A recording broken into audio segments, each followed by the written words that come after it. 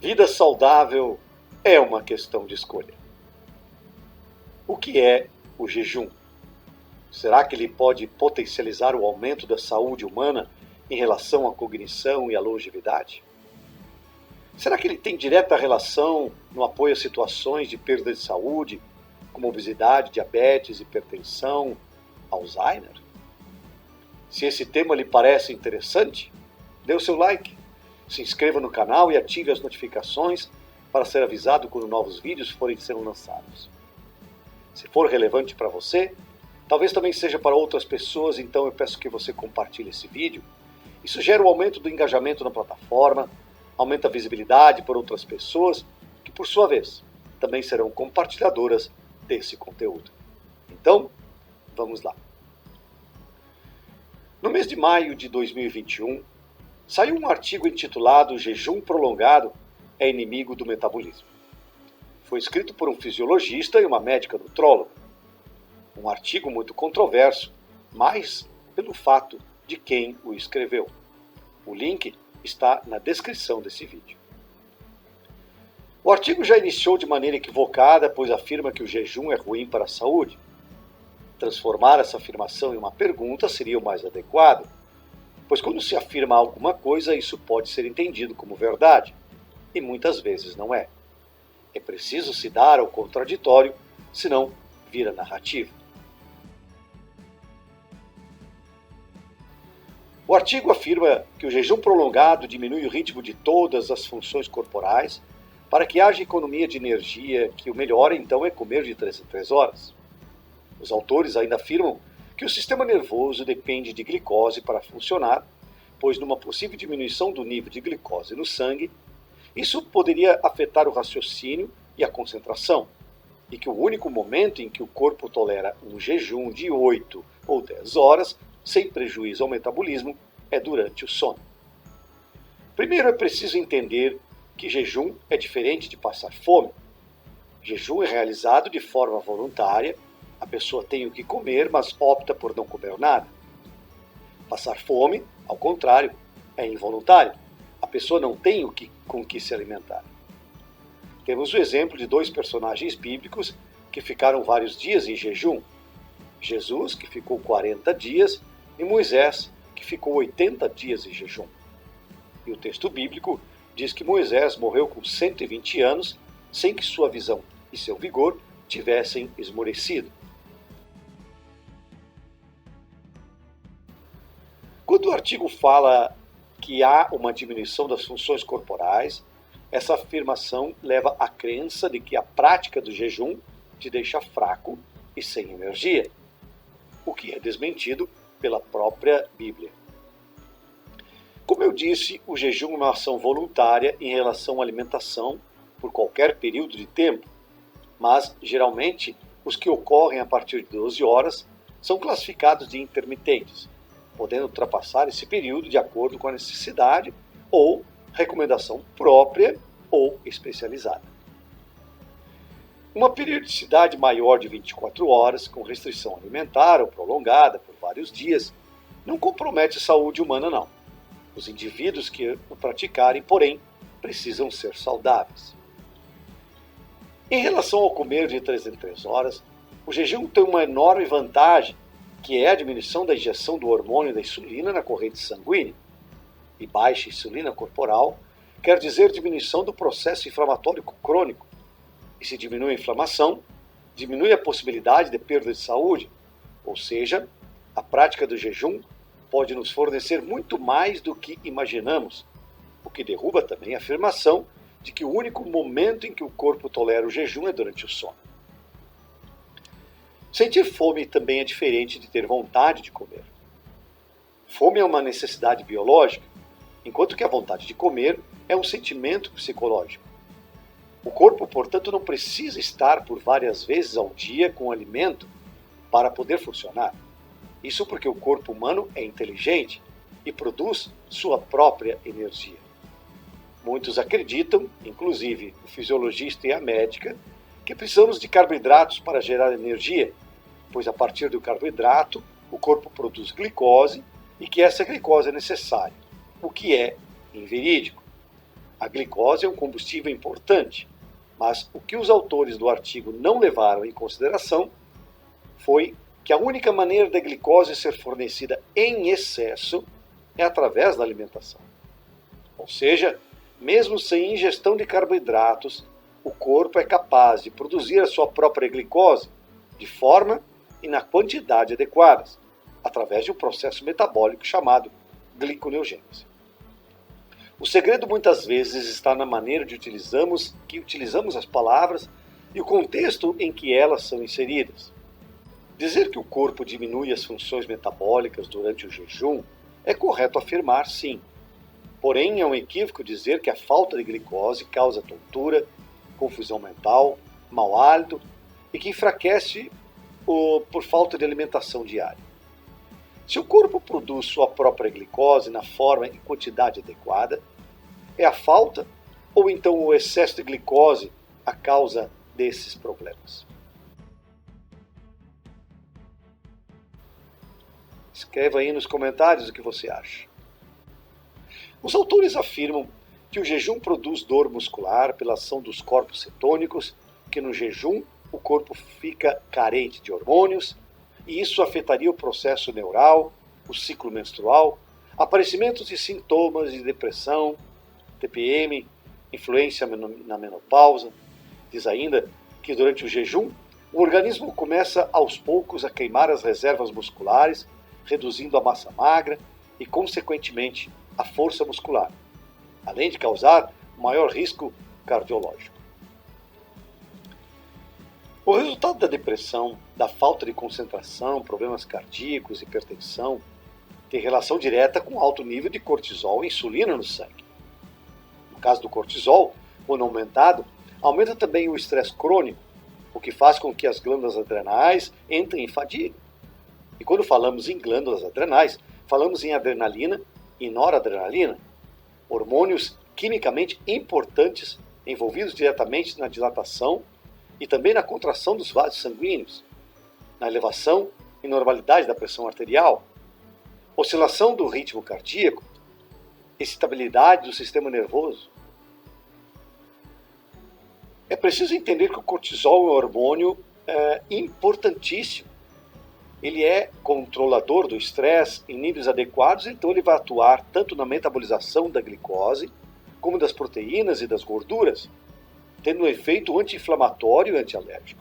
Porém, quando ingerimos alimentos muito açucarados, o nível de cortisol e de insulina se eleva, e ao aumentarem, acarretam distúrbios no sono, dores de cabeça, ansiedade, medo, irritação, desejo por consumir alimentos mais calóricos, inclusive uma redução da imunidade.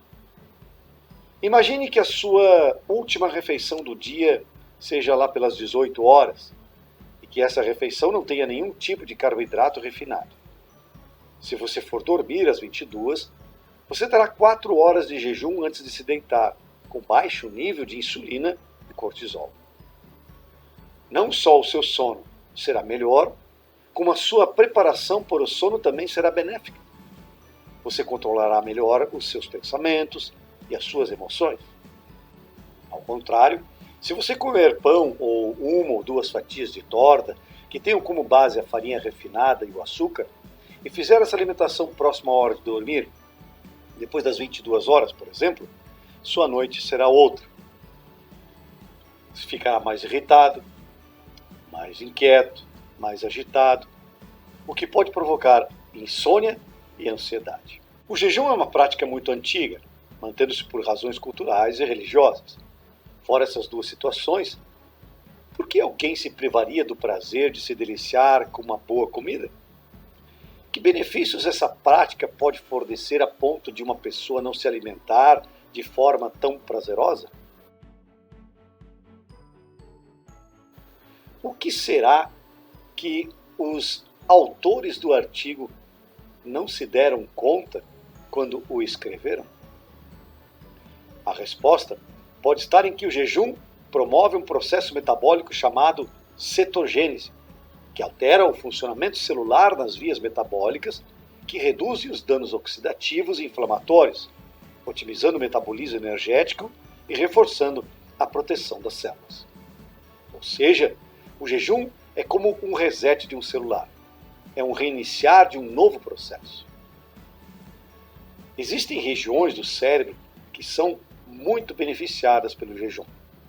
O hipocampo, que é uma estrutura associada ao processo cognitivo, o corpo estriado, que é a região cerebral importante no controle dos movimentos, o hipotálamo, setor que controla a fome e a temperatura corporal, entre outras coisas, o tronco cerebral, responsável pelas respostas cardiovasculares, digestivas, melhoras na performance em testes comportamentais, sensitivos e motores, prevenção da degeneração neural.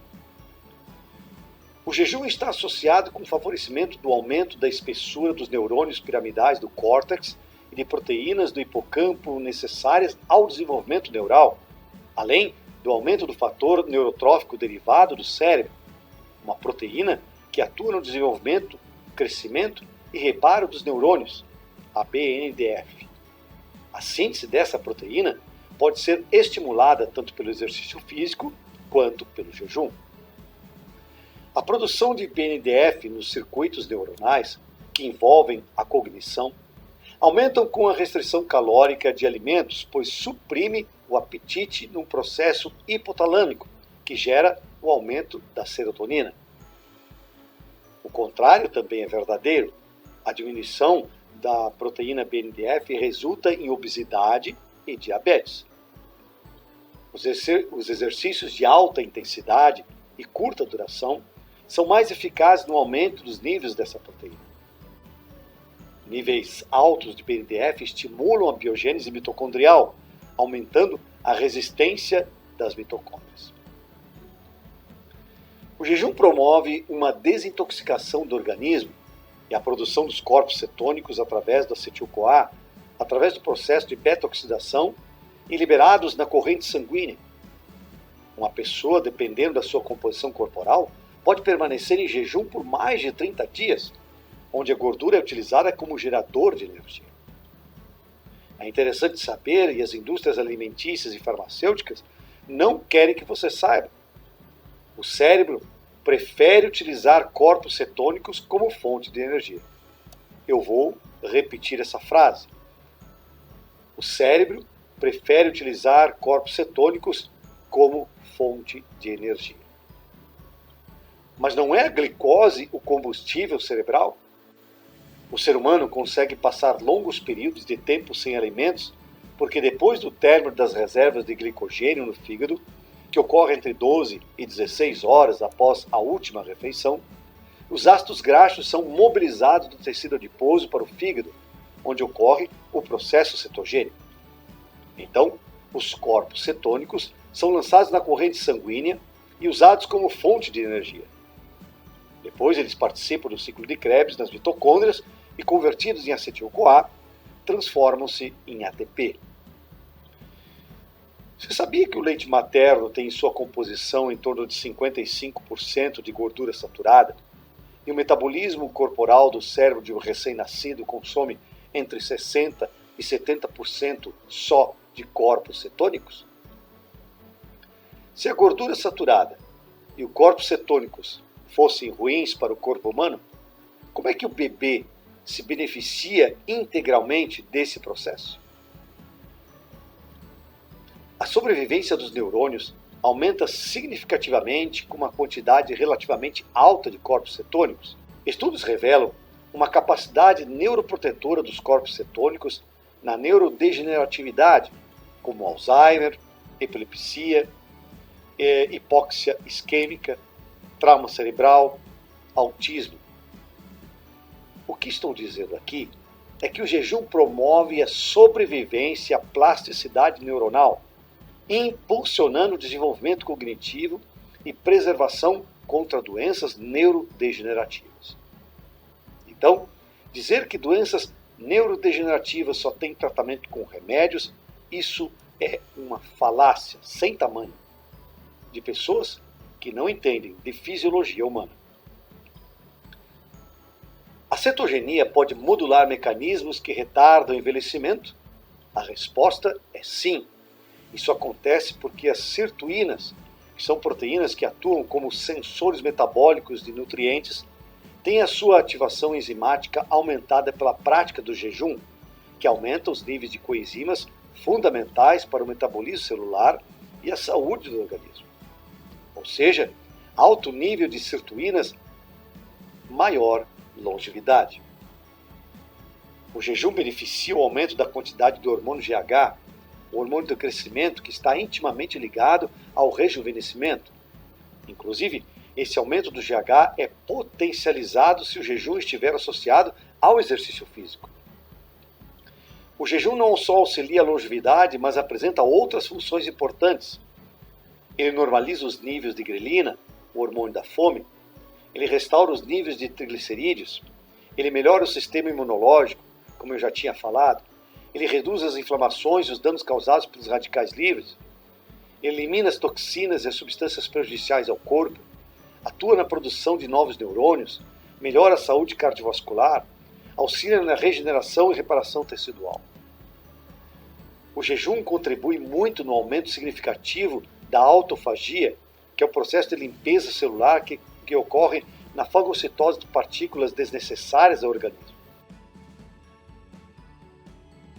Nesse processo, o corpo se alimenta dele mesmo para gerar energia, mas não de músculos, como muitos acreditam, mas de tumores benignos, de cicatrizes, de fibroses, de cistos, de proteínas mal formadas, de organelas danificadas, de patógenos intracelulares, tudo para gerar energia, e isto é muito benéfico ao organismo.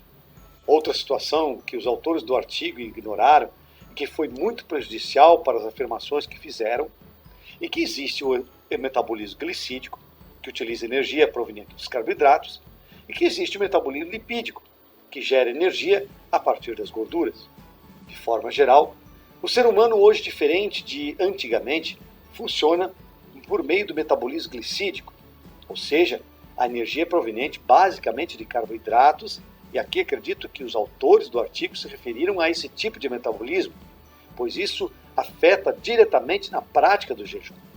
Pois para se fazer jejum, é importante que a pessoa comece eliminando o máximo possível de carboidratos da sua dieta diária, a fim de que esse processo metabólico, aos poucos, vá se alinhando com o metabolismo menos glicídico e mais lipídico. Hipócrates dizia que todas as pessoas possuem um médico dentro de si, dependendo de nós ajudá-lo em seu trabalho, onde nossa alimentação deve ser o nosso remédio, e que comer quando se está doente é alimentar a doença. Ou seja, Hipócrates dizia que o jejum é o médico interior. É muito comum uma pessoa doente não ter apetite. Pergunto, não seria essa uma forma do corpo estar ajustando o metabolismo para a cura, para restaurar o equilíbrio metabólico, para ajudar a recuperar a saúde ao máximo? Todos sabemos que comer demais pode ter um efeito dormente sobre a mente, enquanto que o jejum aumenta a longevidade e a qualidade de vida. Isso ocorre devido à ativação dos genes SIRT1 e SIRT2, que são proteínas com funções variadas que retardam o processo do envelhecimento. Para muitas pessoas, o jejum pode ser feito de forma intermitente e costuma ser feito para melhorar os níveis de açúcar do sangue.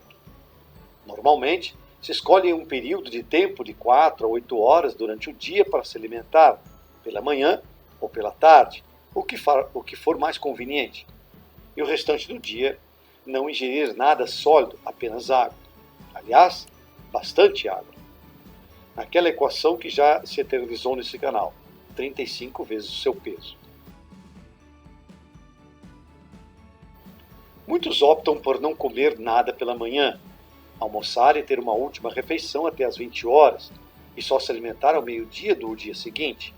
Lembrando que a ingestão de carboidratos refinados diminui o benefício do jejum, lembrando sempre que é a sua escolha e sua decisão. Outros optam por comer pela manhã e então depois almoçar, e somente ingerir algo sólido outro dia pela manhã.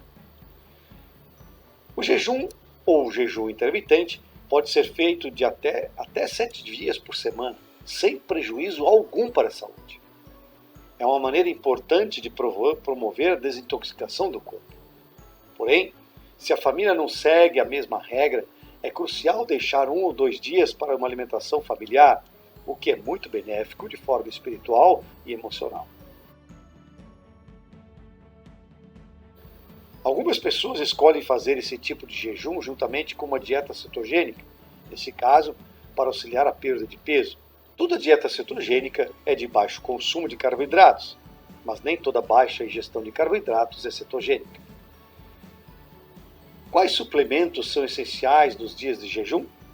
Isso depende muito do nível de saúde que a pessoa apresenta. Porém, diria que um banho de sol sem protetor solar e com bastante pele exposta por uns 30 minutos, entre as 10 e as 15 horas, seria interessante. Ou então, se isso não for possível, vitamina D em cápsulas em níveis que se aproximem da metabolização solar na pele.